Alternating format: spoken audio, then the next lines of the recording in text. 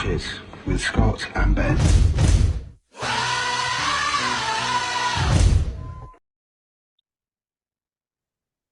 Packy Punches, episode 16. Scotty boy, how you doing? Good, mate. I'm good. How are you? You know what, mate? I was good until I saw this crazy fucking shit going on today. Mm, And well, not just that, I think that the sport, we've had a couple of weeks where we've come on and I can barely hide my smile, which obviously people couldn't see last week because I fucked up and we didn't get enough on YouTube. And now I'm back to just being fucking angry. And I'm this close to saying, you know what, I'm done with this sport. It's bollocks. well, what annoyed me to start with was talk sport, the home of boxing, as they keep saying. They're just frauds. They're frauds in every way of the sense of the word. Talk sport at the moment. I know I've fallen out of love with them. They bang on like Simon Jordan bangs on about Ivan Toney and the gambling. It's bong, it's wrong, and all this. And then his podcast is sponsored by William Hill. So they were frauds by that. And then they were at Drive, Goldstein and Bent. They hosted Drive from the presser today. Yeah. And you could just hear little kids screaming in the background. And then Gareth A. Davis comes on and he's pumped about the card and all this, telling me that Tommy Fury is going to earn £5 million and just gets me back up. And then the events from the presser, I'll let you loose on that one, mate. Well, yeah, I mean, I did on my own sort of personal social media. I shared my thoughts on it. I'd not seen it till I got home. In all honesty, I didn't even know it was the press conference today because I just avoid stuff like this because for me, it's not boxing. But we have been recently, me and the missus, watching a little bit of this at home with the Furies on Netflix. And a few people have said to me, oh, you need to watch it. You'll change your opinion. You know, he's not a well man. He's just that and the other. And it's not changed my opinion in the slightest, but he's not a well man. No. So he shouldn't be doing shit like this. If anything, it's worse for him to be putting himself in these positions. And his dad is just an embarrassment. The man is an absolute embarrassment. He's at a press conference for his two sons, his two crowning glory sons, who are professional fighters, are having technically exhibitions as their next fights. And he seems to sort of stand by it and think then it's okay to turn up to a press conference, throw tables, throw insults, throw abuse, kick tables out of the way. The only thing amusing about it was Kelly Sauerland rooting around for his phone on the floor. But this He'll have family, a lot of stuff on that. I bet he has, yeah. Probably a lot of stuff he don't want no one else to see as well. This family, the Furies, they should have gone down in history as the most incredible boxing family in history. You know, John Fury, a bare knuckle fighter back in the day, obviously related with the Gormans as well. Billy Gorman, the king of the gypsies, the bare knuckle fighter. Tyson Fury, one of the most incredible heavyweight boxers that Britain's ever produced. Hughie Fury could have been up there, but he was a bit of a waster. Peter Fury's a great trainer. It's not no slight on Peter. It's just Hughie hasn't got that ability that Tyson's got. Tommy Fury, but obviously he's doing all the Love Island shit rather than being a boxer. And now he's doing all with the YouTubers. This family should have gone down in history, but they've just turned themselves into parasites. And I can't stand it. They seem to have taken this sport that's given them so much and they're dragging it through the mud and they don't care what it picks up or what it drops along the way. And that, for me, as a boxing fan, is incredibly upsetting.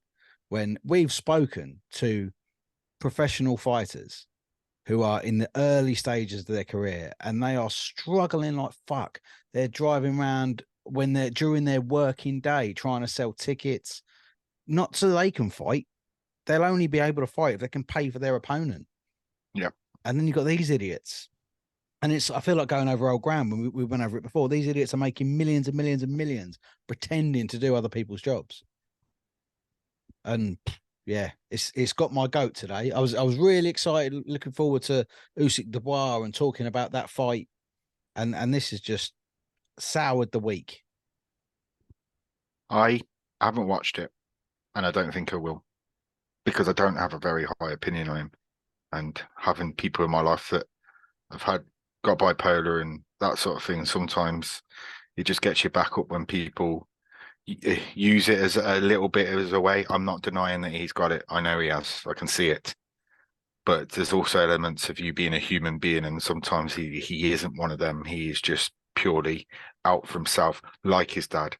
His dad is a disgrace. And that table flipping, you watch that table flipping back, it's so staged, but his own self gets too aggressive because that's his character, and it could have hurt someone. It didn't. It shoulda, woulda, coulda, but it could have. And it doesn't need that doing, because it's going to sell, because we live in a world where the kids growing up don't watch TV. They watch YouTube. They watch what we're doing. We're on YouTube. This is how life is. It's not TV shows. So they get influenced by these influencers boxing, and then they see him do that. Oh, that's how we can behave. That's how we can go forward. Do I blame Tommy Fury doing what he's doing? No, I do not. Fair play to the guy. He's done it upon himself, but his dad, who said he would disown him, he's never going to disown him. He's making money off his son. That's what he's doing. The only one I have respect for is Peter. A lot of respect. He's like he's fell from a different tree in that family, and it's such a shame. KSI, I don't blame KSI either. But what I do blame is these guys just enabling it. They say that boxers aren't upset about what's going on and how much money they're getting paid. They are. They're more saying, well, why aren't we getting it? And it needs to be regulated like other sports where the top filter the money back down. Because without grassroots boxing, you don't get boxing. And that's what these guys need to be doing. I just don't want to see Tyson Fury fighting Francis Ngannou. I want him to see him box, but as he said, he's not well. But if people cared about him that much, he wouldn't be fighting Francis Ngannou. No, but to be fair, with a man like Tyson, fighting is probably his only medicine. I agree. And and I'd never tell anyone that, they don't have the right to earn the living at their own job. Obviously not like these idiots that pretended to do it. Tyson Fury's an actual boxer. He's done amateur. He's got pedigree and this, that, and the other.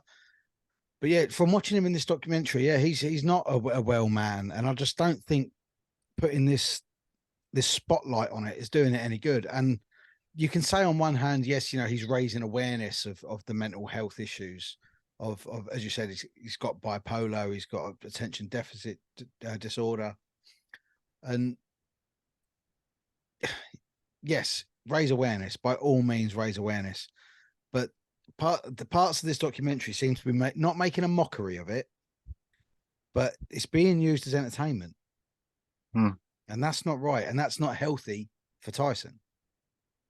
And I mean, admittedly, I think I'm about 4 episodes in. They're just about to announce the Derek Chisora fight, so this is 18 months ago that this was all happening. So, and then he's retired again, or since then, and now it's with the Ngannou fight. And I don't agree when he says he's got nothing else to prove. Yes, because I think he has, and because there's 2 guys out there that he needs to fight. Yeah. And do you know the best thing that happened to Tyson Fury was probably lockdown? Because when he had lockdown, he did those videos every day on Instagram where people would watch, join him to get Paris, he get the kids involved. I think that was brilliant for him, and a lot of people have not been able to adjust after lockdown. There's elements of people that enjoyed lockdown in the sense and the way it was and the structure, and I certainly noticed attitudes of people changed after lockdown. They became inferior to rules or respect for people, and I think that's in all walks of life. I would just hope that Tyson, as he just said, he needs boxing in his life. I'd love him to have his gym and train. And I don't want to see him promote, but actually become a trainer and hopefully help people. I don't know. I've not got a magic wand for him, but I'm just so disappointed with how things have turned out these last few weeks, from the drug samples to these wacky influencers to, yeah. I think as well, Tyson's what now? Tyson's 34. 34, Yeah, 35. He can't do this forever. No. At some point, he's going to need to find something that is his medicine. Yeah. That's not fighting, because he can't fight forever. You know, George Foreman, we could, possibly try and do a George Foreman, but Well, he wants to be in TV. People will have him in TV, but the WWE will always have him. There's things to keep him going, and I don't know. Yeah, we're not happy, are we? But shall we talk some boxing? We'll talk a little bit about boxing. There was a couple of shows last week, weren't there? Next Gens. Yes. The TNT show rather on Friday, not really a next gen. No, there was a couple of good, solid fighters on that card. But the headline kind of ended in a bit of a disappointment. Yeah, it did. It really did. And that'll be a while before they can get back out again, because it was a bit of a so it was okay.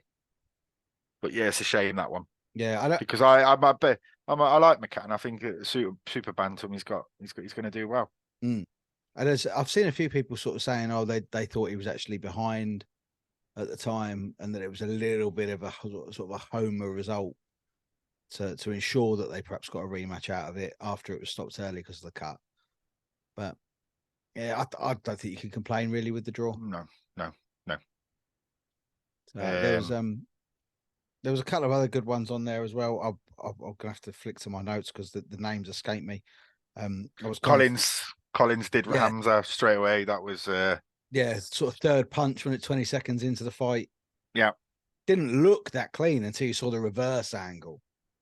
And I want to bring that up actually. The camera angles we're having at the moment, I'm baffled by them. They're kind of into like these random shots where we're moving camera angles every couple of seconds, and we're not getting to see the fights. My favorite camera, and I know you can't do it in a big show, but Channel 5 used to have they had the computer operated cameras, and they would just go off the punches and they would just rotate.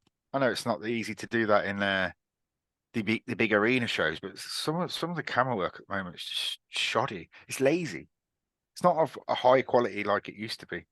It's like they can't have the guy on the side just standing still and holding it. I don't know. I don't know if you feel the same.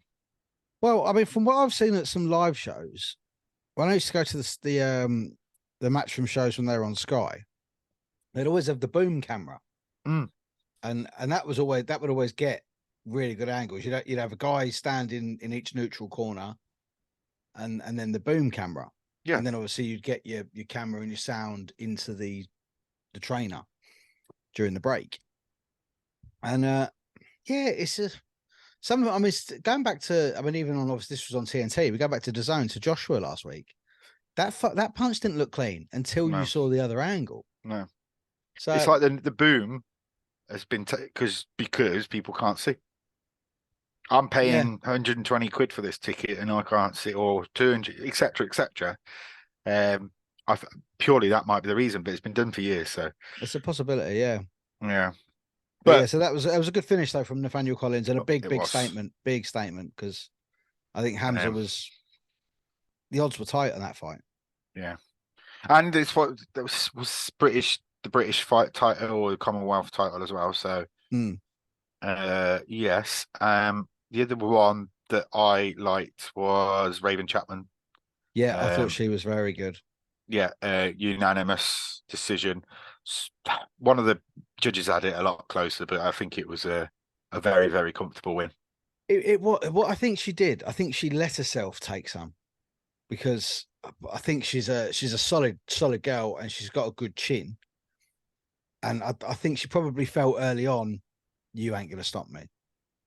So she probably thought, I can afford to take a few risks. I can sort of come down on your underside without my hand up to try and like load up on a hook. And if you hit me, you hit me. So I think that's where one of the judges had it a lot tighter, because Dos Santos Furtado was landing. So it wasn't like it was completely one way. She was landing, but it was a good fight from Raven. And like I said, we were worried that she wouldn't get the exposure or get the time out being with Queensberry, because she is their only female fighter on the roster. But At least they got her out. York Hall's always great to fight. York Hall as well. The other one that caught my eye was Ryan Garner. Not only has he got a fucking terrific nickname, Ryan the Piranha Garner. Love that. It's so shite. It's great. Let's be honest. But that's exactly how he was. Yeah. He smelt blood and he went. And I thought, fuck, he's going to punch himself out. And he can, that super feather division, he can work his way up quite quickly, I think. Obviously Joe's at the top of that division in the Brits, and I can see him working his way up quite. I think he's 25, so time's on the side. I don't know who you could put him in with next. Maybe Archie Sharp, perhaps. Yeah, I mean that's a big ask for both, I think, isn't it? Whether they'd want to risk their sort of records on that. But you have to take a risk at some point. Yeah, I think yeah. Archie's well over 20 fights now, so I don't know if he's got anything planned. I don't think he has. Well, he's got nothing booked in as of yet. He last fought in April. Yes. So he really should be getting out. 23-0. He's the WBO Global Super Feather champion. The what? Exactly, yeah. I'm not entirely sure what the difference between global and world is. Oh. It's similar as we found out that the app that we're releasing this podcast through, they give us stats as to what planets in the universe are listening. That's it, true. So true. So surely they're going to have belts for the. Surely when Usyk fights Fury for all the belts, the WBC love making a random belt. Mm-hmm. They should have the champion of the universe belt. Oh. But karaoke champ as well. Get Usyk singing.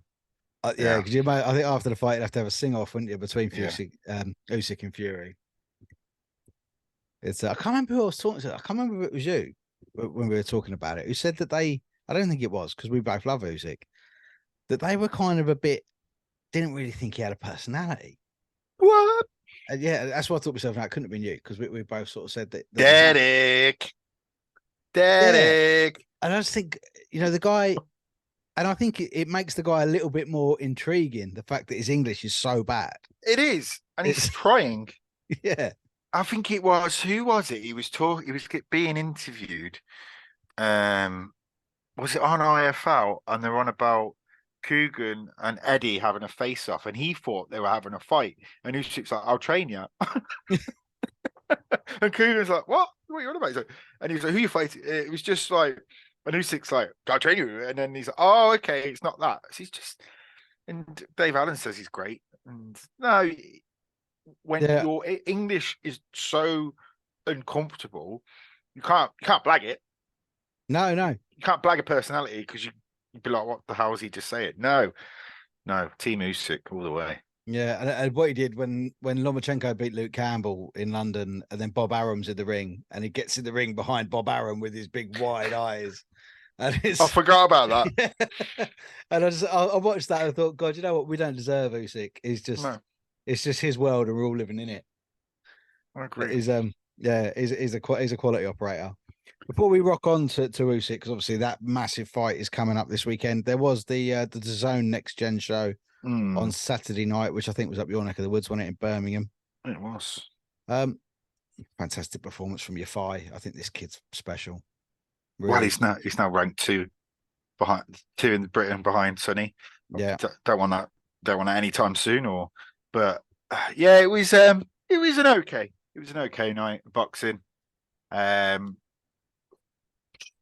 Cyrus Patterson, he lost. Bit of a shock, wasn't it? Yeah, I think that was the only upset of the night, but that was a beating. I mean, both boxers were cut, but that was a convincing win by Conor Walker, and fair play to him.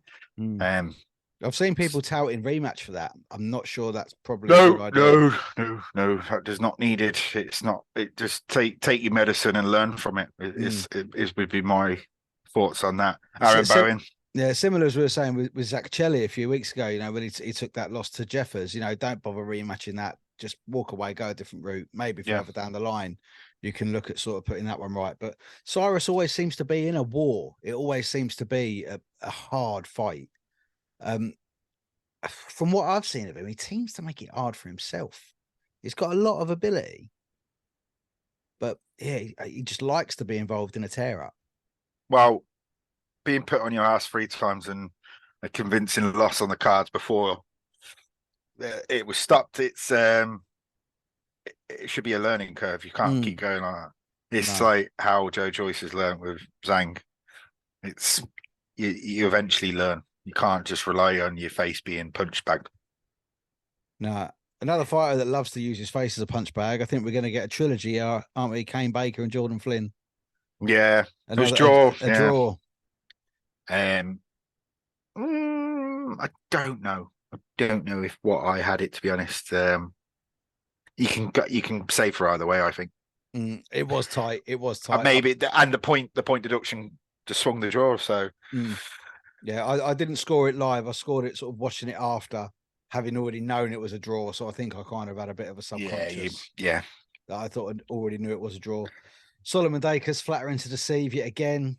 Another unanimous decision, but he's a big guy. He's quick. You've got to be getting him out. He's got to be getting him out of there. And he's not pulling up trees, is he? I mean, if you look at Fraser Clark, I mean, obviously we've had that thing.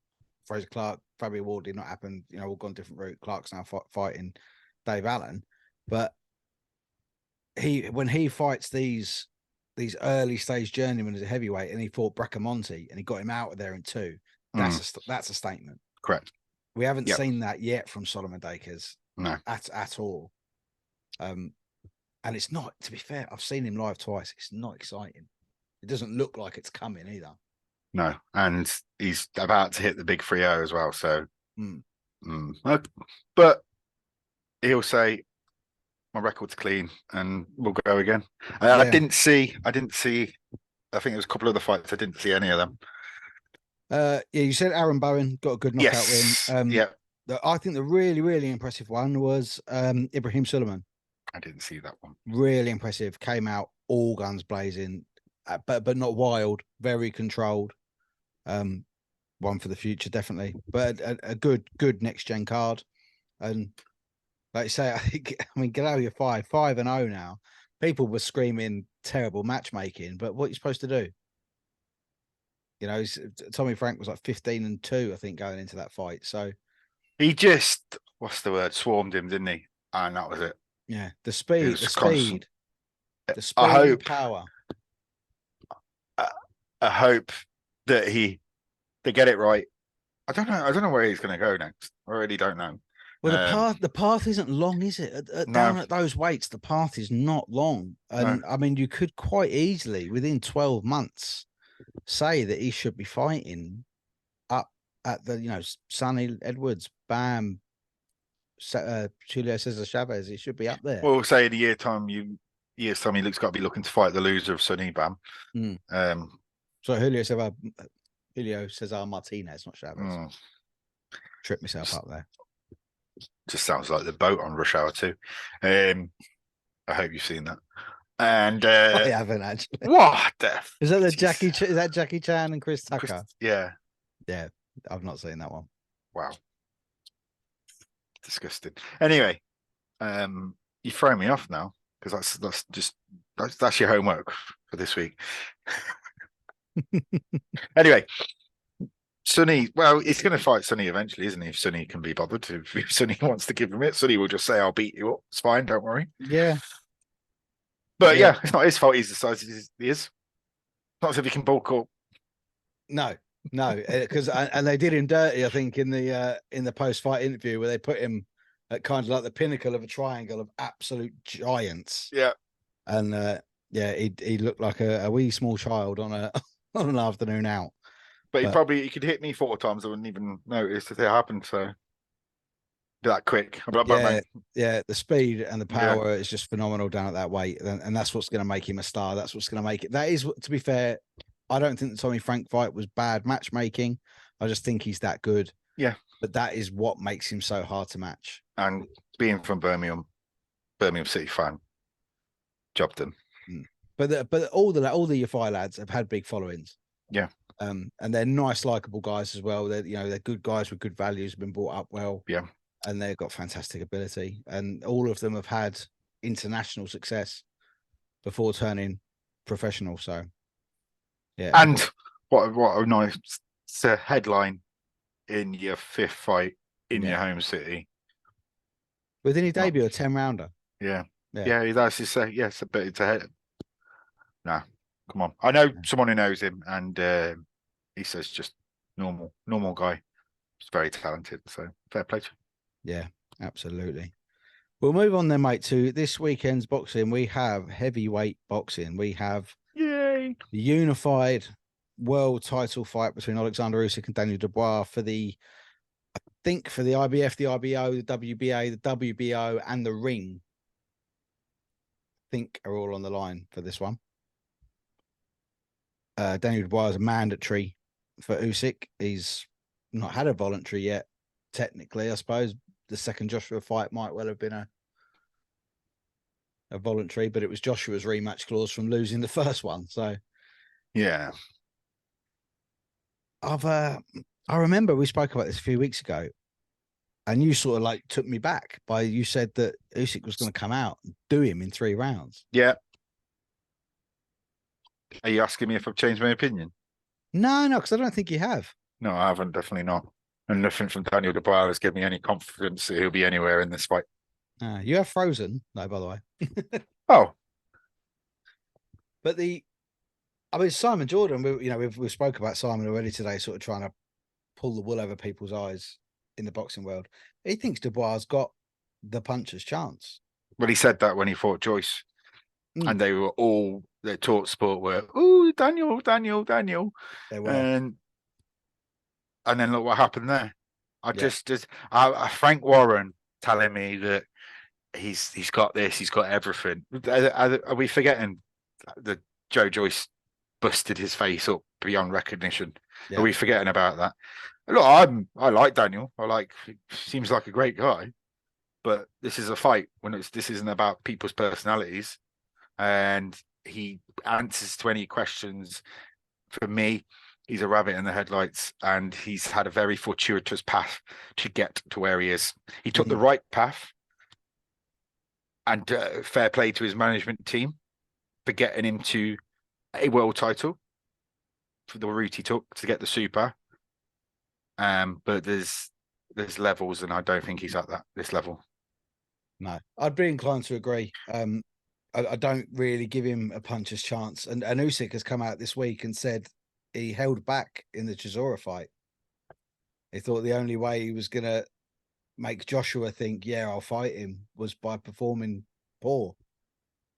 But I mean, that could just be semantics and him trying to wind up. But I've always felt when watching Usyk, he's got another gear. Well, my argument would be then, if they're going if Jordan and Frank and George, they're all saying that Dubois got a puncher's chance, why would Usyk even give him the chance to do that? Yeah, he'd just step on it and get him out, wouldn't he? Yeah. Yeah, I'm probably look next week, Scott. What were you thinking? What were you? But no, I when I normally have a little hunch, it's I'm normally right. Well, I have moved closer to your way of thinking, especially by looking at Dubois' last few fights, especially one where he was put down twice in the first round. Admittedly, got up and won, but we are talking about the most elite heavyweight boxer of the last 40 years. I think the only person that I could possibly think of in recent history that would challenge him is Lennox Lewis. Yeah. I just think he's incredible. His feet are unbelievable. His hand speed, his shot selection, the fact that he's a southpaw is also sort of in his favor. And I think he stops him inside 6. Yeah. You take anyone that was not got a loss or an ego that they don't want to beat down themselves, that have been in the ring with him and what they've said about him. You only have to listen to Tony Bellew and what he says about Usyk. Dave Allen, when he's sparring, to even release the footage of when he sparred. Dave Allen didn't care. He knew what he was in with. But Tony Bellew, I know Tony Bellew's got his friends and he always loves them up a bit, but he knew what he was in with there, and that was at cruiserweight. Yeah. Yeah. Inside 3. I'm still sticking with it. You're going with inside 3. Well, so we're both got Usyk by stoppage. We discussed briefly before coming on the rest of the card. We're going to be in a little bit of a melt of how to pronounce most of the card that's going on. One that has caught my eye is Hamza Shiraz is on this card. So I'll be keeping an eye out for Hamza Shiraz. Mate, I looked at it and I was thinking, no, not sure who you are. Not sure who you are. Okay. A lot of it's sort of a fight night down the Hare and Hounds. There are some, like some of the guys ranked 10 are fighting someone that's ranked 123. I don't know what's going on. If you only ended up going to the main event, a lot of people, I wouldn't be surprised if that happens. No, there is a fight in there, between two people that are ranked outside the top 1,000. Yeah, and you know what boxing's like? That fight could steal the show. It'd be an absolute war of attrition. Yeah. So I think, to be fair, because of where it is, what's going on in that part of the world, I think it's a celebration of boxing for that area. So any pro in that area that had a big enough following to get on this card, because it's in a football stadium, get them on it, get a big. And it's a huge card. I think it's 10, 12 fights on there. I didn't know Hamza was on it, to be honest. No, I literally only saw that today. I only saw that today. And we did this. Not everyone KOs Bradley Skeet, do they? So, and then the Kovlad River Wilson Bent, who I think he fought at 02, who he demolished. So, fair play to him. I presume he's one of Frank's boys. Yeah. And we did discuss last week, actually, that a friend of mine was going to be fighting Prince Nassim's son. That's actually no longer happening now. I don't know what happened there with Calvin not having that fight now, but Adam Hamed is now fighting Wojciech Hardy minus the A, who's 1 with 1 KO and 2 with 2 KOs. So that's is it pronounced Hardy? I was trying to say it without the A. I mean, just hoodie. Wojciech Hoodie. Hoodie. Yeah, Hoodie. But that's he's a Czech fighter. So yeah, at least getting out. No one's interested in who he's fighting, really. We just want to see him out and see what he's all about. Yeah. So a fantastic celebration of boxing for that area of Eastern Europe.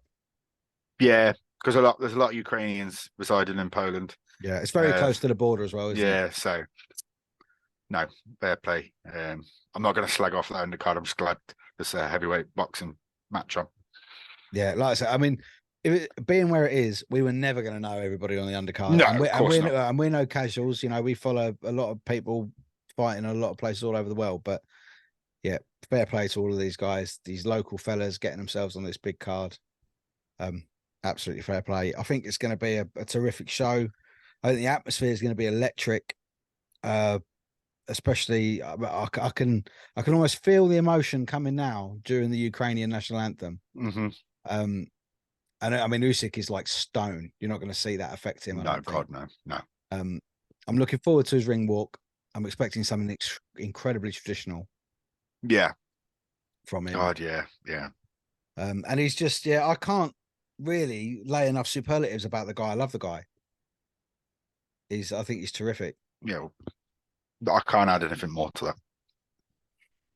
So he's, and we're both going for him by knockout. So then hopefully, what's Tyson Fury's done with this Ngannou bollocks, then we really, really need to see the undisputed fight.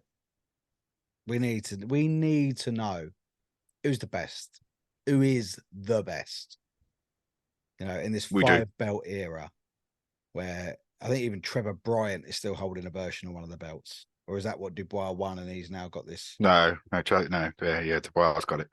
But we all know there's too many belts in boxing. Mm. But when they're all held by 2 people, then we have an opportunity. Don't let that opportunity go by. Alex Krassyuk, I know, will not let that opportunity go by. No. I hope that Frank Warren is in the same boat. And then I hope that Eddie Hearn and whoever's promoting Deontay Wilder now can get all that sorted. And if that's on one night, I'll pay 50 quid pay-per-view for that. It's well worth it. Never going to happen, mate. So I'm not even going to even entertain. But we did discuss briefly last week the sort of the technical parts of how Joshua would beat Wilder. But there's no need to go too deep into it, as you say, because it's not even close to being announced as yet. So no. Carl Froch thinks it's a waste of time. I'm sure Carl Froch thought plastic surgery was a waste of time before he finished fighting as well. It's true. Does look good though. He does. He's sickeningly handsome, isn't he? Yeah, he is. Fair, like this. Like what? Give me your number. No, fair play to him. He's out in Spain setting it up, isn't he? Although I don't know if he superimposed himself and he's blagging us. I don't know if you've seen his latest video, but I'm like, are you actually in Spain? Or are you in Nottingham back garden? But providing you like, don't move too fast, you can get away with it. I'm not actually Yeah. sat. I'm not sat in the copper box as we speak. No. But it looks pretty good. Fair play. He keeps moving he's got this little glasses thing Twitch that he does. But he slammed it. He said no chance. And he called Conor McGregor a scruffy bastard, which I thought was hilarious. He don't care. At the end of the day, he can back it up and he knows what he's talking about. So fair play to him. Yeah, absolutely. Well, I mean, other than all that going on, mate, it's been pretty quiet this week, isn't it? So we're as I said, we had a bit of a digital fuck up last week, so no video. We'll be back on video this week on YouTube. Yep. And then next week we can dissect the third round knockout and we can talk. There's a big card next week, isn't it? It's the week a after. huge card. And we're looking forward to that one. Some good additions, a really good card. I like I said, the main fight, I don't really hold too much interest in. I didn't really see the point in a rematch. Something I did see, mate, quickly before we finish, something I saw today. Savannah Marshall has signed with, is it PBF or PBA, the MMA thing, the same as Amanda Serrano and Clarissa Shields. It's gone from my head. Oh my God. I can find it. I'm sure I can find it. But it caught my eye and I thought, I don't know if Savannah's got any PFL. Professional Fighters League or something. Yeah. It's what Francis Ngannou has been the main guy that they signed up. Yep. They've agreed to a multi-year MMA deal. So we could see Shields Marshall 2 in the octagon. Should we end it there? Yeah, because in all honesty, that ain't tickling my boat. Yeah. Oh, the news keeps coming. Yeah. Hopefully next week, mate, it'll be some better news. Like, I've got one. It's not white, but I'm chucking it. The towel is in.